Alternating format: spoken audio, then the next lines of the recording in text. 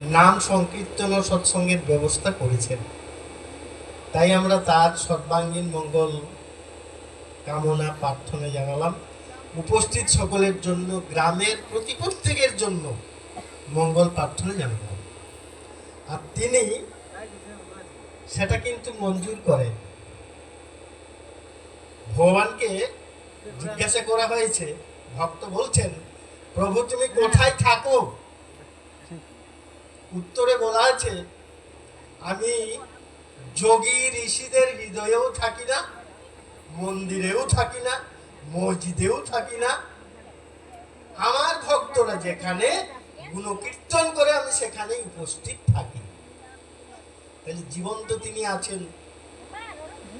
এরপরে এখানে আমরা এই যে আজিত্যপুর, গাম্ভারিয়া, জামশেদপুর থেকে দাদারা মায়েরা এসেছেন এবং আপনাদের সামনে, জানেন কি জানেন না, জানার চেষ্টা করবেন, কালাগুজু বলে একটা জায়গা আছে। এই যে যুগগুরু পুরুষোত্তম শ্রী ঠাকুর নকুল চন্দ্রের একটা মন্দির হবে, এখনো মন্দির হয়নি, কেন্দ্র নামে আছে, একটা জায়গা আছে, আশ্রম হয়েছে।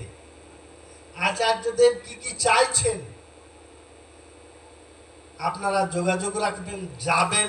সেখানে গেলে কি হবে, তার সাথে পরিচয় হলে কি হবে, তাকে ধরে চললে কি হবে, না ধরে চললে কি হবে, জানার দরকার আছে দাদারা মায়েরা। এই যে ত্রিলোচন বাবু দেখাশোনা করে, এই যে ছেলেপুলে সবাই দাদারাকে ভাইয়েরাকে নিয়ে, সেইখানে ঠাকুর অনুকূল চন্দ্রের মন্দির হবে। তাই ঠাকুর অনুকূল চন্দ্রটা কে আমাদের জানতে হবে তো। এখানে তিনি হচ্ছেন, আমরা রামকে জানি, কৃষ্ণকে জানি, আর গৌরাঙ্গ মহাপ্রভুকে জানি, আরো অনেক পরম পুরুষ আছেন যেগুলো আমাদের গ্রামগঞ্জে কালচার নেই। আর এত ঠান্ডা পড়েছে, কলকাতার দিকে আমাদের তো ফ্যান এসি না চালালে থাকাই যাচ্ছে না। এখানে এসে বুঝলাম যে শীতকাল পড়েছে। এত শীতেও যে আপনারা বসে আছেন, তার মানে সৎসঙ্গের ভাবধারা তো মাথায় আছে। তা না হলে এত দূর দূরান্ত থেকে এলে নেই বা কেন, বসলে নেই বা কেন। তাহলে শ্রী শ্রী ঠাকুর অনুকূল চন্দ্র কলিযুগের 3 অবতার। প্রথম গৌর হরি, গৌরাঙ্গ মহাপ্রভু, যার নামে গ্রামে গ্রামে পাড়ায় পাড়ায় হরি মন্দির হয়েছে, তিনি হচ্ছেন গৌর হরি। তিনি হরি নাম নিয়ে এলেন। তারপরে রামকৃষ্ণ পরমহংসদেব, সবার শেষে ঠাকুর অনুকূল চন্দ্র, মহাবিষ্ণু পুরুষোত্তম রূপে বিদ্যমান। আজ সেই মহাবিষ্ণু সম্পর্কে আমরা অনেকে জানি, অনেকে বুঝি, অনেকে আবার জানিও না যে অবতার কলিতে তো গৌর হরিয়েই শেষ। গৌরাঙ্গ মহাপ্রভুর চৈতন্য চৈতামৃত বইটা কিন্তু পড়তে হবে, যেটা বিহার, বেঙ্গল, উড়িষ্যা, নবদ্বীপে জন্মগ্রহণ করে হরিনাম দিলেন। তখন তিনি বলেছিলেন, এই হরিনাম নইরে নিতাই, আরেক হরিনাম আছে, এই হরিনাম যেতে না রে সেই হরিনামের কাছে। বুঝতে পারছেন? এই হরিবোল বলার এটা সেই হরিনাম না, কিন্তু তার একটা গোপন নাম আছে, এটা হলো হরি শোভা। তিনি বলেছেন। তাহলে সেই নামটা দেওয়ার সময় কি বললেন? তিনি বলছেন, প্রভু কহে নিত্যানন্দ জীব সব হইল অন্ধ, কেহ না পাইল হরির নাম, এক নিবেদন্তরে নয়নে হেরিবি যারে, পায়ে ধরে কৃপা করে লোয়াইবি নাম। সেই নাম তিনি নিয়ে এসেছেন। মহাবিষ্ণু যুগ পুরুষোত্তম রূপে বিদ্যমান বর্তমান দিনে। আপনারা বিষ্ণু সহস্র নাম গ্রন্থটা পড়ে দেখবেন, 51 খ্রিস্টার থেকে 65 খ্রিস্টার পর্যন্ত তার বিবরণ কি বলছেন। তাই এখনো ঠাকুরের সঙ্গে যাদের পরিচয় হয়নি তারা পরিচয় করুন, যাদের পরিচয় হয়েছে, সৎনাম গ্রহণ করেছেন, তারা আরো সুন্দর করে চলুন।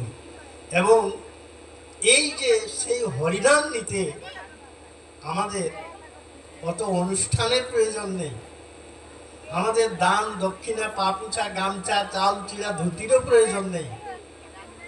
বসে নামটা কিভাবে নিতে হয়, বসে একটু যার যে ক্ষমতা একটু দক্ষিণা প্রণামী দিয়ে তার নামটা নেওয়া যায়। আর এই নামটাকে বলে দীক্ষা। আজকে দেখুন এই দীক্ষা প্রয়োজন, যারাকে ভগবান বলছি। রামচন্দ্রেও গুরু করেছিলেন, শ্রীকৃষ্ণও গুরু করেছিলেন, গৌরাঙ্গ মহাপ্রভু গুরু করেছিলেন।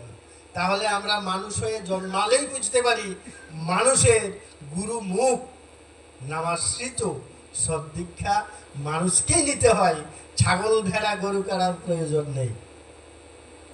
তাহলে এই যে মানুষ হতে গেলে আমাদের সেই গুরু ধরে সৎ নাম সাধন ভজন করে যখন চলব, তখন আমাদের জীবনটা সুন্দর হবে, আমাদের সংসারটা সুন্দর হবে, আমাদের সমস্ত কিছু সুন্দর হবে এবং মানুষ জীবন আমার সার্থক হবে, সার্থক হবে।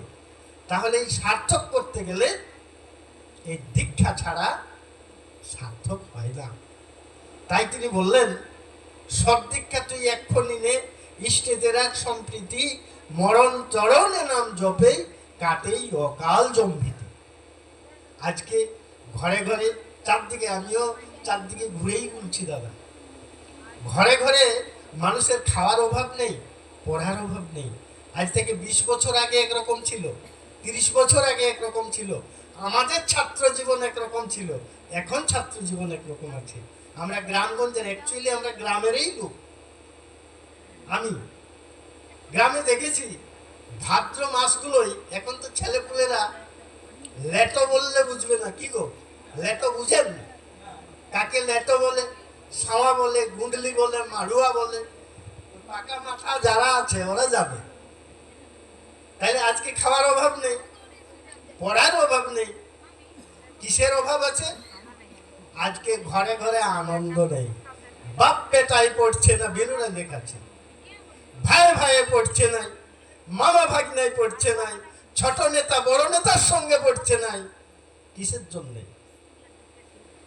শুধু ভালোবাসা নেই, প্রেম নেই, সাড়ু বহিও পড়ছে নাই। কি গো, মায়েরা তো আছেন অনেকেই, অনেকেই। তাহলে এই যে পড়ছে না, মিলছে না কেন? আমাদের ভালোবাসার অভাব, প্রেমের অভাব। আর যারা আমরা আছি, ঠাকুরের বলা আছে, শাস্ত্র বলা আছে, মাতৃদেব ভব পিতৃদেব ভব। পিতা মাতাকে দেবতা জ্ঞানে জীবন্ত ভগবান হিসাবে তাদের সেবা করতে হয়। আজ আমরা করি কি? আর না করার জন্য আজকে আমাদের এত দুঃখ।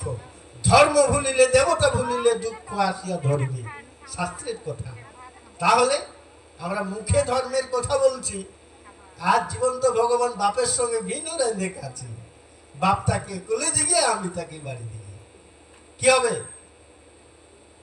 তাই ঠাকুর সেটাকে দেখালেন, তোমার জীবন্ত ভগবান পিতা মাতা, তাদের সেবা করলে